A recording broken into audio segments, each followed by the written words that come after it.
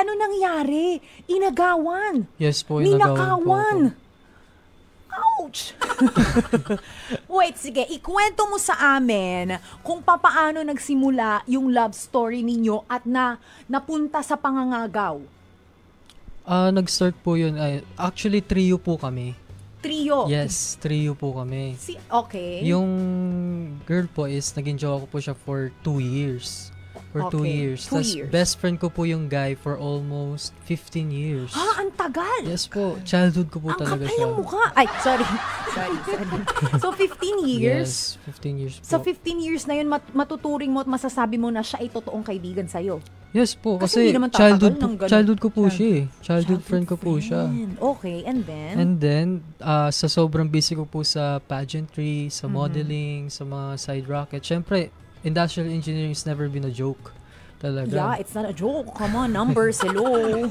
Talagang na-stress po siya. Totoo naman. Tapos may mga side rockets po ako. Then, ending, may nasasagap po kong mga chismis na... Uy, anong chismis yan? Lumalabas daw po din sila lang dalawa. Ha? Saan Tas, sila nagpupunta? Hindi ko lang po alam kung saan. Pero may tiwala po ko. Kasi syempre, 15 years ko siyang kaibigan. Yes. And then, trio kami. So, akala mo parang friend lang yung jowa mo. Okay, Syempre, so, wala ako. Ibig sabihin, for how many times na nagsasabi sila na lalabas sila lang dalawa, alam mo yon na sila lang dalawa talaga? Hindi po. Hindi. ko po Narinig mo lang yes talaga? Po. Okay. Tapos, malalaman ko lang po na lumalabas po talaga sila. Mhm. Then, nakita ko po in my own eyes and hindi ko po talaga nagustuhan yung nakita ko. Ano yung nakita mo? Ay. Ano yan? Pwede bang i-share yan dito sa radyo? Or hindi? Wag na po. Basta talaga. Worst talaga? Worst talaga. Like, Worst. ganong ka-worse?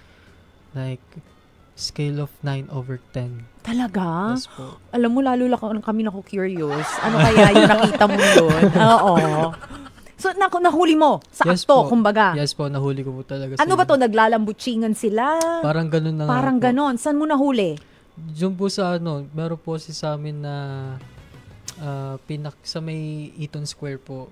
Sa may Santa Rosa. And Oo. nakita ko po sila doon. Hindi ko po alam na nandun din po pala sila. Okay. Kasi meron po akong meeting with my co-ambassadors. Ganyan. And nakita ko po sila doon. Then, nakita ko lang po, di ko na po sila nilapitan. So, ano naramdaman mo? Bakit naisip mo na wag mo na lang lapitan? Ang sakit po kasi, imbis na ibuhos ko na lang po yung galit dun sa guy, hinayaan ko na lang po hanggang sa tinanggap ko na lang po talaga na agawin sa akin yung jowa. So, wala ka man lang senaryo na nagalit ka, nag-usap kayo ng girlfriend mo or ng best friend mo? Walang ganon? Basta ka na lang umalis? Basta na lang po umalis. Bakit? Mas maigi na pong hayaan. So, until now, never mo siyang nakausap? Never po.